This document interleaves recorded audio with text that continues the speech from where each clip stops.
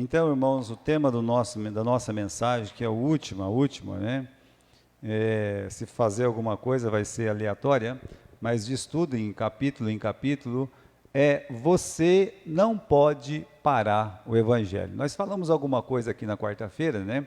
Tentamos, pelo menos, porque estava chovendo muito, e praticamente ninguém ouvia ninguém. Mas você não pode parar o Evangelho. O mundo tenta, não consegue, os inimigos da cruz tentam, mas não conseguem, os crentes relaxados tentam, mas não conseguem, porque ninguém pode parar o Evangelho. E o que está acontecendo na nossa história aqui, tá? A nossa história, meus irmãos, que está se acabando, o apóstolo Paulo tinha sido feito prisioneiro lá em Cesareia, né? Acusado de coisa que ele não cometeu, mas foi preso. E depois de 2 anos e meio, ele apelou para César, e foi literalmente enviado para Roma, foi julgado lá. O que aconteceu depois? Eles saíram, montaram num navio para ir para Roma, veio uma tempestade, o navio foi acometido por essa tempestade, eles foram bater lá na ilha de Malta, naufragaram lá. O navio se perdeu. Tudo bom? E aí, meus irmãos, ele chega, fez aquelas curas maravilhosas que nós vimos na semana passada, de como ele foi útil naquele lugar. E agora, no versículo que a gente leu aqui, que é o versículo 16, ele chegou em Roma. Então, pelo caminho, os irmãos foram se encontrando com ele, até que ele chega em Roma. E quando ele chegou em Roma, ele foi acorrentado a um soldado romano, até que o seu caso fosse julgado pelo próprio César. Isso demoraria um tempo, um bom tempo. Aqui no final diz que ele ficou 2 anos, lá no versículo 30, né? Deixa eu ver aqui, versículo 30, não, é um outro versículo aí, né?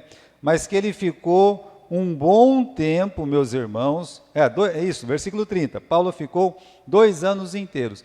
Agora, se a gente pegar os 2 anos que ele ficou lá preso naquela casa, mais os 2 anos e meio que ele ficou preso lá em Cesareia, Jerusalém, mais os 3 meses que ele passou na ilha de Malta, mais os 15 dias que ele ficou ao navio, a Oléu, são 3 anos. 3 anos não, 5 anos.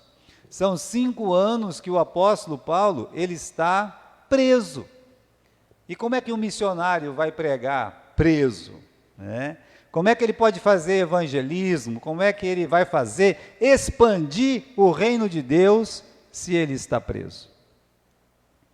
E aí você lê no versículo 31 essa maravilha, que ele ensinava, ele pregava com toda a liberdade, final do versículo 31, sem nenhum impedimento.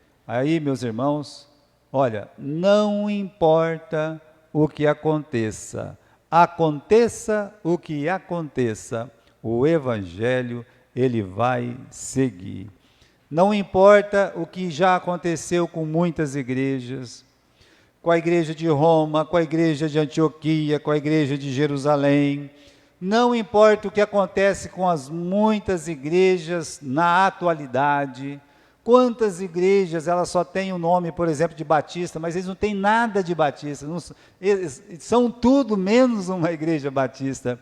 Não importa se os desvios doutrinários, não importa dos erros particulares de pastores, de irmãos, não importa, o Evangelho, ele segue, ele marcha firme, o Evangelho tem continuado, Então, meus irmãos, muitas pessoas são perseguidas por causa do Evangelho, ainda hoje. Mas durante a história, muitos foram perseguidos. E a morte deles, o fechamento de igrejas, a perseguição aos cristãos, não impediu que o Evangelho ele crescesse. Agora nós estamos com um novo desafio. Cada tempo é um desafio diferente.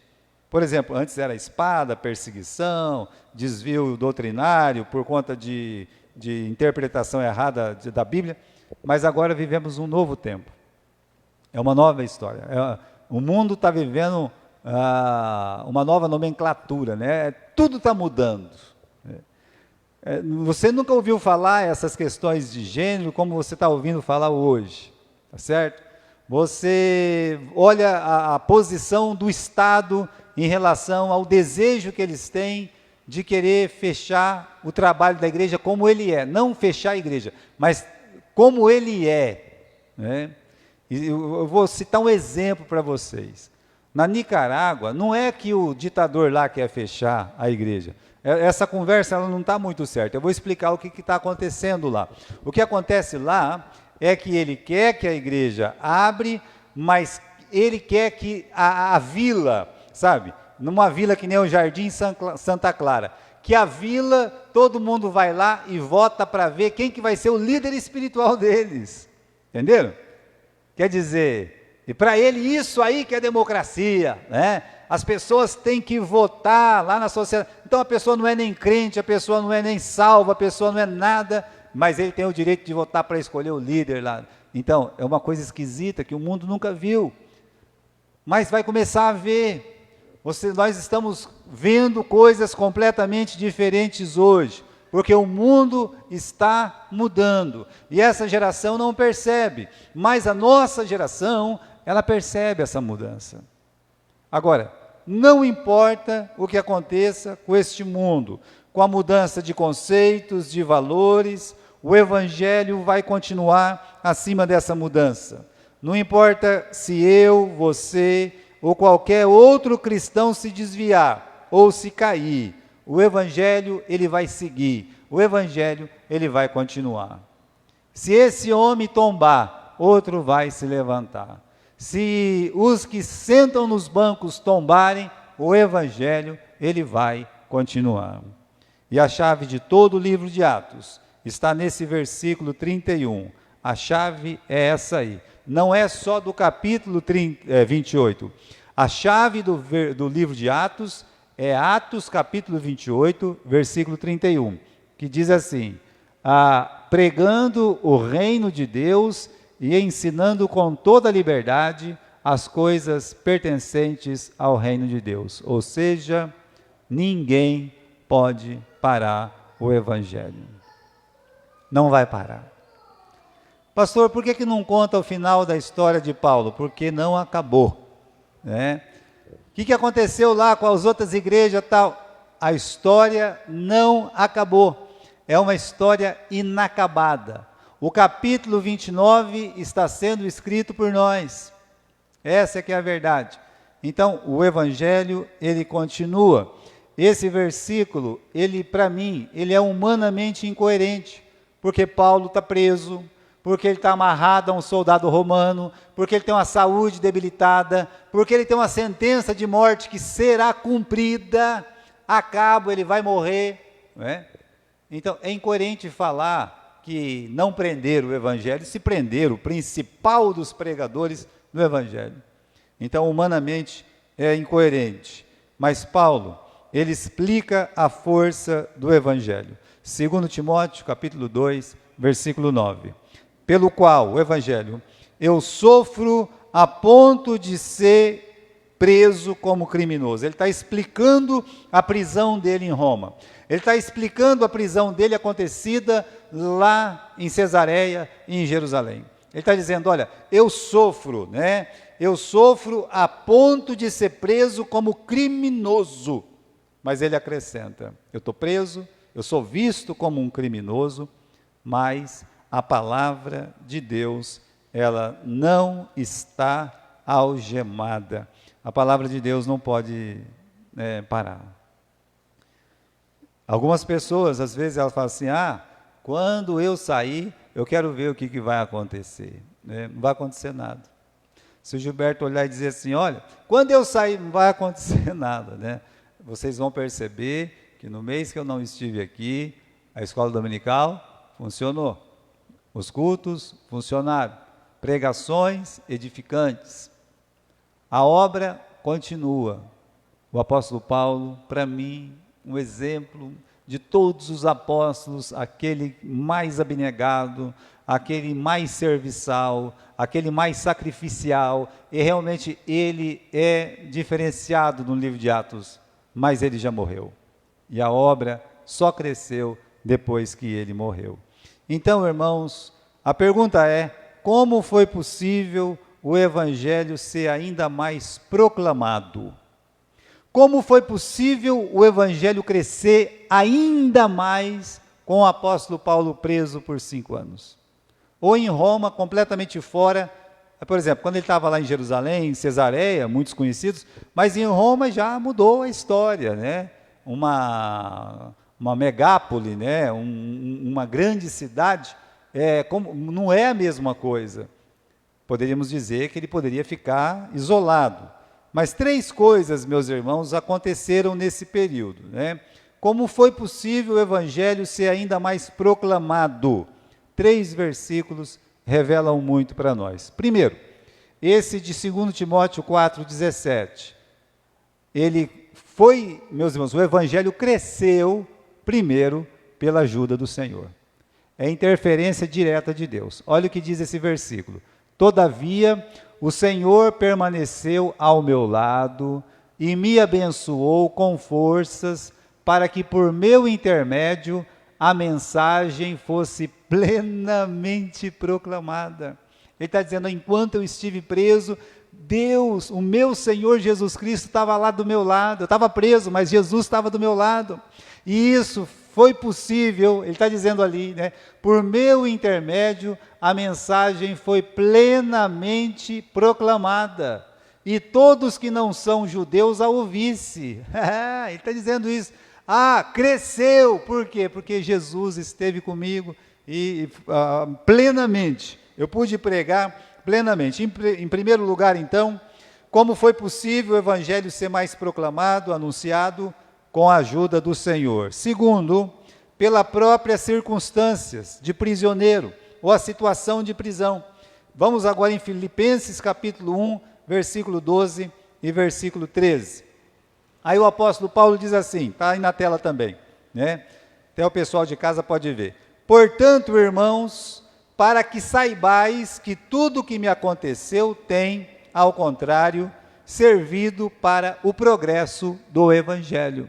Ele está explicando, né? Olha, o que aconteceu é que essa prisão, ela serviu para o progresso do Evangelho. Continuando, de tal maneira a ficar evidente para toda a guarda do palácio e para todos os demais, que é por causa de Cristo que eu estou nesta prisão. Então, os soldados eram amarrados a Paulo e tinham turnos. A pessoa não vai ficar amarrada 24 horas por dia, não. É como hoje, 8 horas para um, 8 horas para outro, ou 12 por 12, né?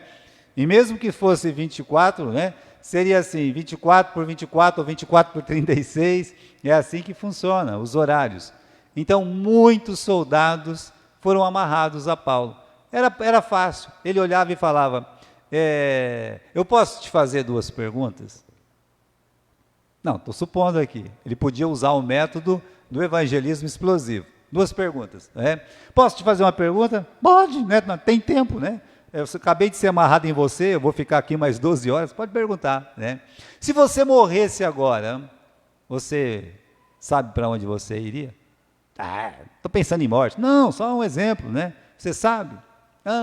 Não, sei nada, né? Vamos dizer que ele fala, sei, né? E aí, então, ele tinha que fazer uma segunda pergunta. Por quê? Vamos dizer que ele fala assim, eu acho que eu ia virar uma borboleta, acho que eu ia virar um cachorro, né? Por quê? Nessa segunda pergunta, por quê? Ele ia falar qual era a crença dele. Aí Paulo podia explicar, olha, eu quero falar para você do amor de Deus. E contar a história da salvação para ele. Imagine quantas vezes Paulo, ele contou, como é que foi a nossa última música que nós cantamos? A velha história. Quantas vezes Paulo contou a mesma história? A velha história, a história de Jesus, o nosso Salvador. E isso, meus irmãos, vamos dizer que a cada 10 soldados, 2 se convertiam. Você tem 20% de conversão aqui. O camarada se convertia, ia falando o evangelho para os outros soldados, e ele ia para outro lugar lutar, falava o evangelho lá, ou seja, virou uma peste, virou uma praga, a praga do evangelismo, nascida onde? Lá na prisão, onde o apóstolo Paulo estava amarrado junto a um soldado. Então ele está explicando aqui, que serviu para o progresso do evangelho. A segunda linha ali, né? Eu quero, meus irmãos, que vocês saibam que tudo que me aconteceu tem, ao contrário, servido para o progresso do evangelho. O progresso do evangelho. A prisão dele fez com que o evangelho progredisse. E a terceira coisa, Filipenses capítulo 1, versículo 14. Paulo continua dizendo assim: os irmãos que em sua maioria, motivados no Senhor por minhas algemas, ousam pregar com mais coragem e determinação a palavra de Deus. Então, em terceiro lugar, muitas outras pessoas, outros irmãos cristãos, vendo Paulo preso, se sentiram estimulados. A covardia do líder faz a covardia dos demais.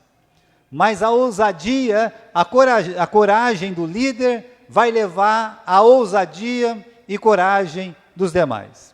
Acredite nisso. O Golias, ele era falastrão até a hora que alguém disse, eu vou lá. E quando ele disse, eu vou lá, então, meus irmãos, muitos outros o seguiram depois na batalha. A vitória foi do Davi? Não, a vitória foi do povo de Israel. Ele apenas matou o gigante. E quando isso aconteceu, lá estava o exército de Israel atrás, lutando junto com o Davi para derrotar os filisteus. Por quê? Porque a coragem de um vai estimular os outros. Então, olha, entre os adultos, entre os adolescentes, entre a liderança, se um estiver motivado, aquela motivação, aquela ousadia, aquela coragem, vai fazer com que outros sejam corajosos também. Uma coisa leva a outra. É que nem quando tem uma rebelião, né? Tem uma rebelião, seja onde for, seja lá, né, no meio da rua, seja num lugar fechado, o pessoal fala, abaixo alguma coisa e chuta alguma coisa, pronto, daqui a pouco tem 50 gritando abaixo e chutando. Isso para o mal, né? Mas nós temos para o bem também. Quando tem uma pessoa que nem o Paulo sofrendo, preso ali naquela prisão, e o camarada fala assim, Paulo está preso? Pois eu vou ajudar aqui de fora, né? Eu vou pregar o evangelho, abrir minha boca, o meu bocão, né? E eu vou pregar o evangelho. Foi isso que aconteceu, é isso que Paulo está dizendo no versículo 14. Motivados no Senhor por minhas prisões, eles ousam pregar com mais coragem, com mais determinação, a palavra de Deus. Então a coragem e a determinação de Paulo passou para eles, e eles se tornaram corajosos e determinados para poder pregar o evangelho. Portanto, irmãos, ninguém pode parar o evangelho. Olha só, eu quero dar 2 exemplos para vocês. Primeiro, do de Diocleciano, um dos mais ferrenhos perseguidores da igreja nos primeiros séculos, viveu em torno do ano 300. Ele realmente foi terrível. Ele proibiu que toda a escritura, porque ainda não tinha a Bíblia imprimida, toda a escritura fosse destruída, e se alguém importasse a escritura, seja ela uma página do Novo Testamento, fosse morto, queimado, enterrado, fosse morto, afogado. Quer dizer, ele tinha muitas formas de matar um cristão, que fosse pego com a palavra de Deus na mão. Então, o problema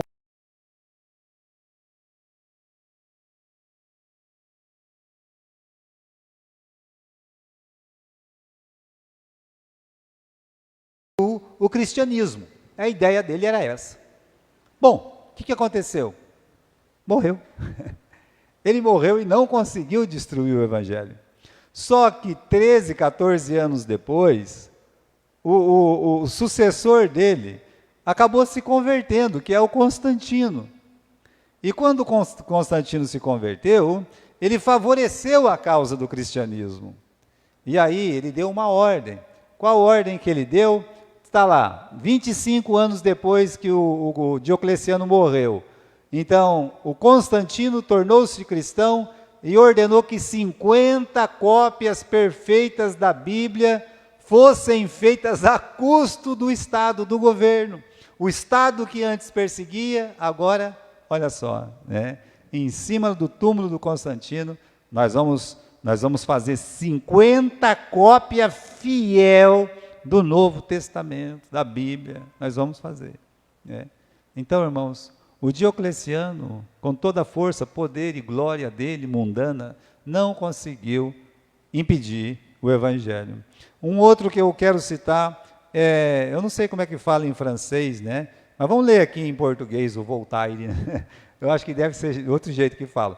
Mas ele foi o grande pensador iluminista que influencia um grupo de pensamento até hoje, né? Pessoas, filósofos, são influenciados por ele.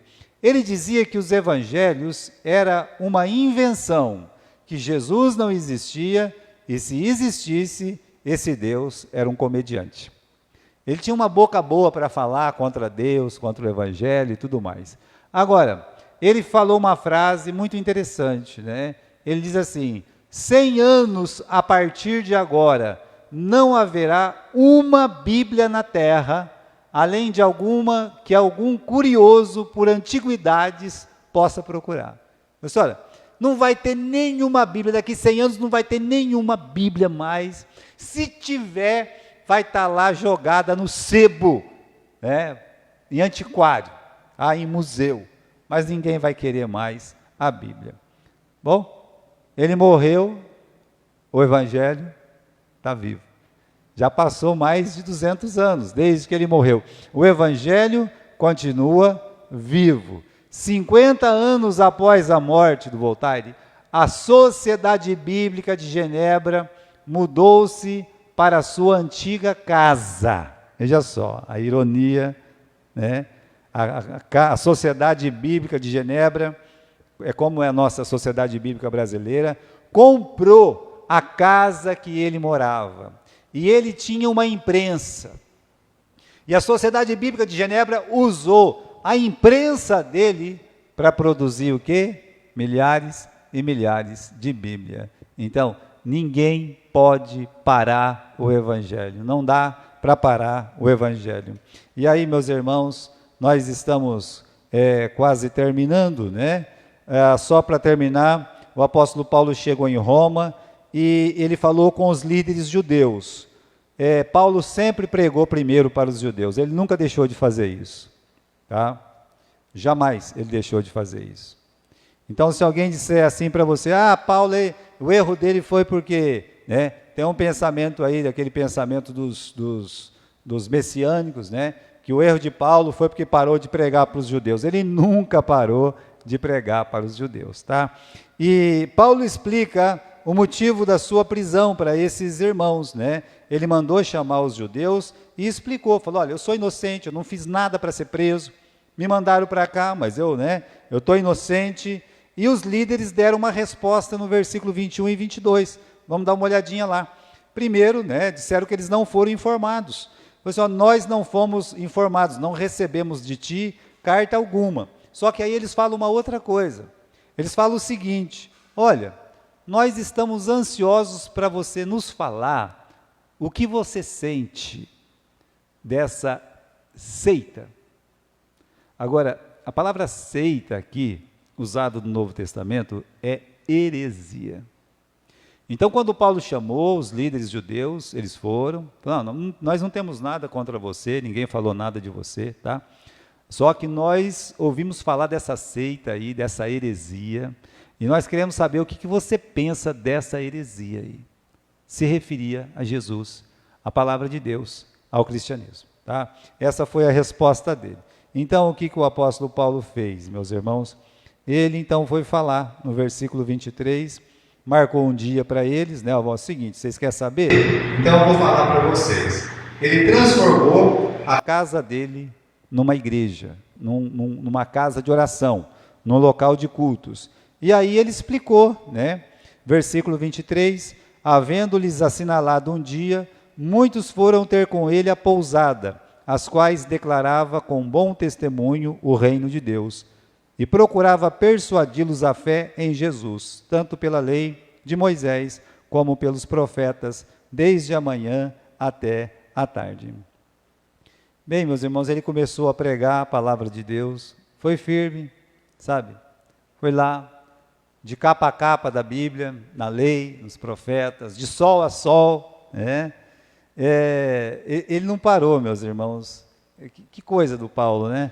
O Paulo, ele foi firme, ele foi lá e, em 3 dias que ele estava em Roma, depois de naufragar, viagens complicadas, perseguição, prisão, ele conseguiu realmente alugar aquela casinha e transformou aquela casinha num local de cultos. E a primeira coisa que ele fez foi pregar o evangelho lá, falar do amor de Deus. E ele falou, olha, falou do amor de Deus, é falar de Jesus.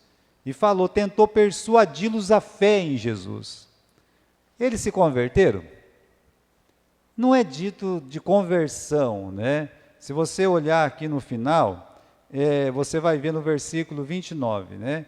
Havendo ele dito estas palavras, partiram os judeus, tendo entre si uma grande contenda. Houve uma discussão, se aquilo realmente que Paulo estava falando era certo ou não. Mas ele plantou uma semente. E não é dito, meus irmãos, sobre conversão direta. Mas primeiro, ele transformou a casa dele num local de culto. O que a gente pode ensinar numa casa? Na sua casa, na minha casa, né? A gente pode falar de Jesus. A gente tem que falar da esperança de Israel. É isso, né? E nós, como nós queremos persuadir as pessoas?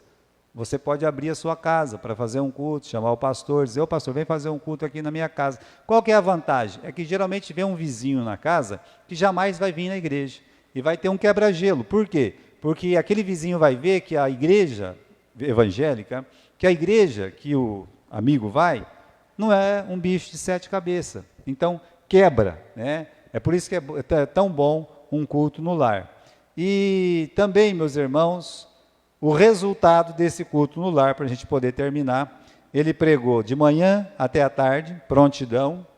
Alguns foram persuadidos, outros rejeitaram, versículo 24. Alguns criam no que se dizia, mas outros não. Porém, lá no versículo 29, como eu disse, houve uma contenda. Mas a gente assim não pode entender exatamente o que aconteceu ali. O certo é que a semente estava sendo pregada, né?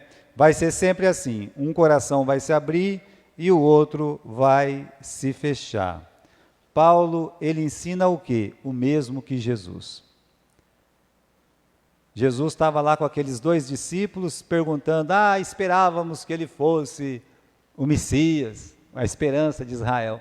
Tá bom, né? Então Jesus fala, eu vou mostrar na Bíblia, na lei e nos profetas, que Jesus, ele é o Messias, que Jesus, ele é a esperança de Israel. Então, irmãos, se a gente tiver coragem de abrir a casa, de falar dessa esperança de Israel, sempre vai ter 2 resultados. 1, alguém pode crer? 2, alguém pode rir da sua cara. Mas, se no meio de 10, uma pessoa se converter, e essa pessoa, meus irmãos, se tornar um discípulo de Jesus Cristo, ele pode te ajudar a ganhar muitas almas para Jesus. É assim que termina o livro de Atos. Termina com Paulo pregando na sua casa, evangelizando, ensinando, porque o evangelho, ele não pode ser parado.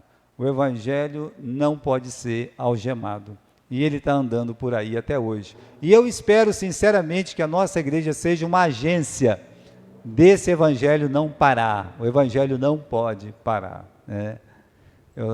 Como eu sempre fui malufista, né? O Maluf, ele tinha um jargão, né? São Paulo não pode parar, né? E era uma coisa que ficava rodando. O evangelho não é que ele não pode parar, ele nunca vai parar. Só vai parar quando Jesus voltar. Só. Vamos mais uma vez.